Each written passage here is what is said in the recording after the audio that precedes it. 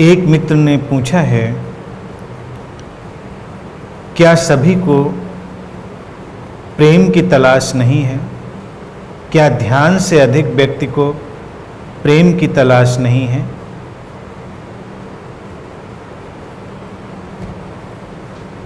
नहीं, व्यक्ति को न ध्यान की तलाश है न प्रेम की तलाश है।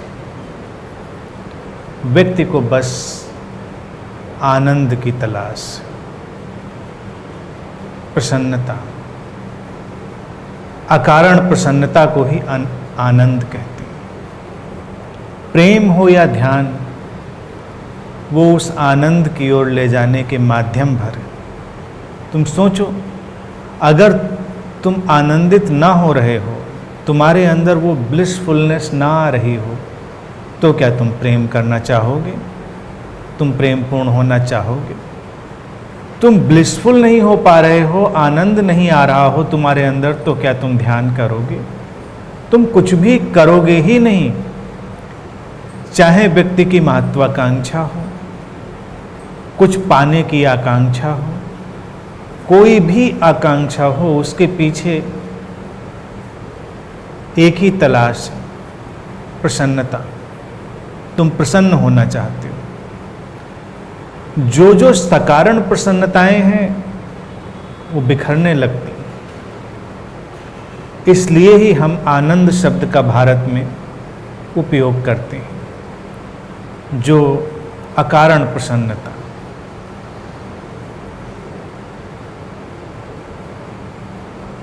जीवन ही अपने आप को अनुभव करने के लिए अनेक अनेक रूपों में फैलता है। कोई भी कार्य के लिए नहीं करता।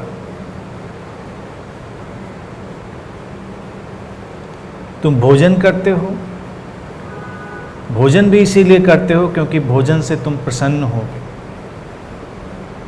स्वस्थ होगे तो प्रसन्नता अनुभव कर पाओगे।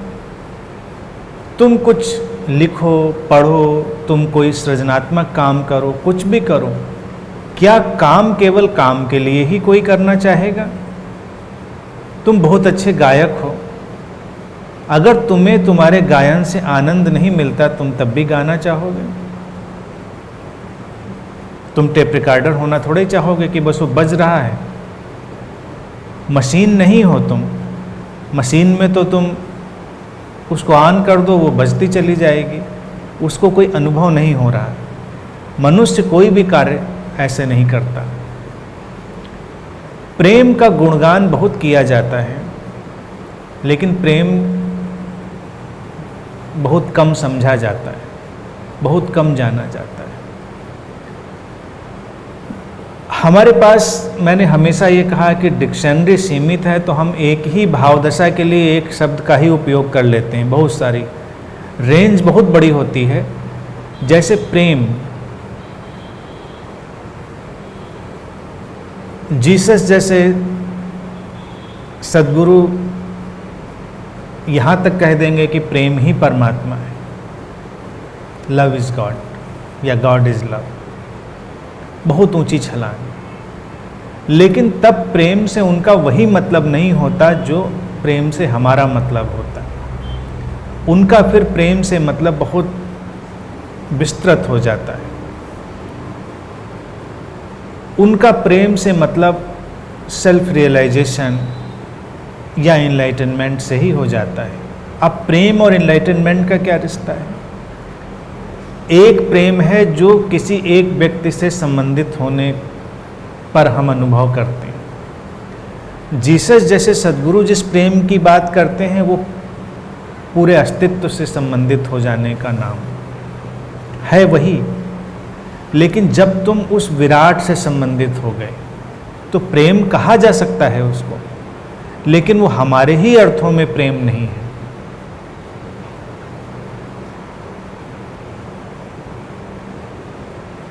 आमतौर से हम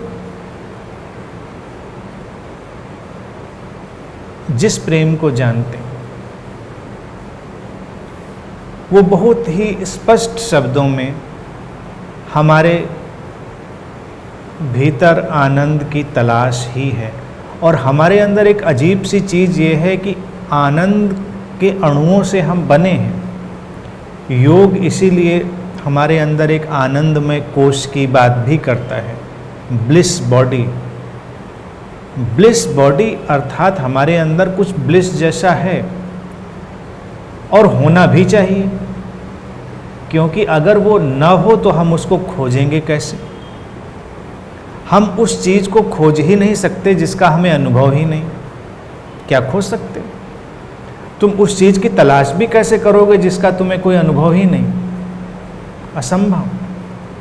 तो अगर हम किसी चीज़ की तलाश कर रहे हैं तो इसका इतना ही मतलब है कि कहीं हमारे अंदर किसी गहरे तल पर उसका अनुभव होना चाहिए।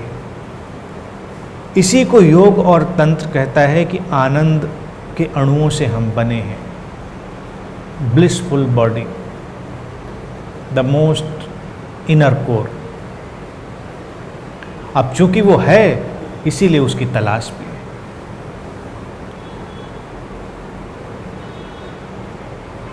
और प्रेम में क्या होता है? जैसे कि मैं भी कहता हूं, प्रेम और ध्यान एक ही सिक्के के दो पहलू हैं। प्रेम में हम संबंधित होना चाहते हैं, ध्यान में भी हम संबंधित होना चाहते हैं अपने आप से। प्रेम में भी हम अपनी सीमा का विस्तार कर रहे हैं। हम अपनी शरीर और मन की कैद में हैं और फिर हम किसी से मिलते हैं जिसको हम कहते हैं कि उस व्यक्ति से मुझे प्रेम है। 1 से 2 से 10 से कितनों से भी हो सकता है। प्रेम की कोई सीमा नहीं है। लेकिन दूसरा व्यक्ति ही, अगर एक व्यक्ति ही हम बढ़ाएं तो हम अपने शरीर और मन की सीमा का विस्तार कर रहे हैं। फिर इसी सीमा का विस्तार व्यक्ति अलग अलग रूपों में करता है। तलाश उसकी भी वही है, आनंद की। और आनंद की तलाश पूरी होगी जब सीमाएं गिर जाएंगी, यानी असीम। अब असीम की जहाँ तक बात है तो हमारे अंदर असीम होना चाहिए, वो बाउंडलेसनेस होनी चाहिए, उसकी पहचान भी होनी चाहिए, तभी उसकी तलाश होगी, अन्यथा क्यों होगी। तो हमारी चेतना जो है वो असीम ही है हमारे अंदर, और हम उसके माध्यम से ही हर चीज़ खोज रहे हैं। हमारे अंदर इसीलिए एक बड़ा दोहरा काम चलता है, सीमा का बनाना, क्योंकि सीमाएं हमें थोड़ा कंफर्ट देती हैं। कमरा बनाया तो सीमा बनाई, कुर्सी पे बैठे तो सीमा बनाई, हर चीज़ में सीमा ही है। लेकिन लगातार सीमा में असीम को खोजना, बाउंड्रीज में बाउंडलेसनेस को खोजना, ये इंसान की दुविधा भी है, कॉन्फ्लिक्ट भी है, और यही उसका तरीका भी है आगे बढ़ने का। इसीलिए कुछ भी करे वो तुरंत आगे जाना चाहेगा। प्रेम भी सीमा विस्तार है। फिर तुम देखो कि कुछ भी कोई कर रहा हो, धन इकट्ठा कर रहा हो तो धन से भी सीमा का विस्तार। तुम पैदल चलते हो, फिर छोटी गाड़ी, फिर बड़ी गाड़ी और बड़ी गाड़ी। तुम्हारी गाड़ी भी तुम्हारा शरीर ही बन जाती है। कुछ लोगों का तो इतना बन जाती है कि स्क्रैच गाड़ी पे लगे तो उनके दिल पे ज़्यादा लगता है। वो तुम्हारा शरीर बन गई। अब धन के माध्यम से भी व्यक्ति उसको बड़ा करना चाहेगा, अपना सीमा विस्तार। कोशिश असीम की है, घर बड़ा करना चाहेगा, और कोई अंत नहीं है इस चीज़ का। कितना भी किसी को तुम दे दो, लोग पूछते हैं क्यों, अंत क्यों नहीं आता। वो कभी नहीं आएगा जब तक व्यक्ति आत्मज्ञान को नहीं उपलब्ध हो जाता, सेल्फ रियलाइजेशन में नहीं चला जाता, अर्थात अपने चेतना के असीम जगत में प्रवेश नहीं कर जाता। वो चलता रहेगा। तुमको एक ज़मीन का टुकड़ा चाहिए, फिर और ज़मीन चाहिए, तुम पूरी दुनिया के भी ओनर बन जाओ, पूरी दुनिया के मालिक बन जाओ, तो तुम चांद तारों पे जाना शुरू कर दोगे, उधर जाना शुरू कर दोगे। एक चांद तारा कब्जे में आ जाए तुम्हारे तो फिर आगे जाना शुरू कर दोगे। रुकोगे कहीं नहीं, कोई कहीं रुकता नहीं। और रुकेगा भी नहीं, क्योंकि यही स्वभाव है, यही गुणधर्म है। हमारी कोशिश होती है कि रुक जाए व्यक्ति, लेकिन वो रुकेगा नहीं। इसीलिए संसार में इतने युद्ध होते रहे। युद्ध जब प्रेम और ध्यान का अभाव हो जाता है, यानी कि हम बड़े शांतिपूर्ण तरह से अपनी सीमा का विस्तार नहीं कर पा रहे हैं, तो जमीन का विस्तार, लड़ाई लड़के अपने राज्य की सीमा का विस्तार करो, विस्तार करते चले जाओ। कोशिश वही है। मौलिक रूप में प्रेम और ध्यान में भी हम वही तलाश रहे, उसके अलग अलग रूप हर जगह फैलेंगे। तो एक चीज जो प्रश्न में पूछी गई है उसको बहुत स्पष्टता से ध्यान रखेंगे कि प्रेम जिसे हम अभी जानते हैं वो कोई इतनी बड़ी चीज नहीं है कि उसके लिए तुम सब कुछ करोगे। इसीलिए अगर आनंद खो जाए तो प्रेम भी तत्क्षण खो जाता है। तुम किसी स्त्री, किसी पुरुष के बहुत प्रेम में हो, तुम उसके लिए अपनी जान दे देना चाहते हो, क्योंकि तुम उसके साथ आनंदित हो। फिर कुछ ऐसा हो जाए कि तुम उसके साथ आनंदित ना रह जाओ, तो तुम उसकी जान ले लेना चाहोगे और तत्क्षण तुम अलग हो जाना चाहोगे, कि प्रेम के लिए थोड़े रह रहे थे तुम साथ में। प्रेम तो एक उपकरण था, तुम आनंद के लिए साथ में रह रहे थे। और फिर आनंद और गहरा हो जाए तो शांति जैसा हो जाता है। शांति गुणधर्म एक ही है, शांति ठहरा हुआ आनंद है। और जिसको हम प्रसन्नता जानते हैं वो सक्रिय आनंद है, उसमें तरंगें उठ रही हैं, लहरें उठ रही हैं, प्रसन्नता जैसी। तो इसलिए अपने प्रेम को लेकर कभी कंफ्यूज मत हो कि प्रेम बहुत बड़ी चीज है। सबसे बड़ी चीज है तुम्हारी आनंद और शांति। तो मौलिक काम हमको अपनी आनंद और शांति पर ही करना है। वो जब हमारे अंदर पैदा होगी तो प्रेम का अर्थ भी पूरा होगा, ध्यान का अर्थ भी पूरा होगा। ध्यान का खाली खाली कोई मूल्य नहीं है। यानी क्या कोई ऐसा ध्यानी होगा जो ध्यान किए चला जा रहा है, किए चला जा रहा है और आनंदित नहीं हो रहा, तो वो रुग्ण हो जाएगा, मेंटली इल हो जाएगा।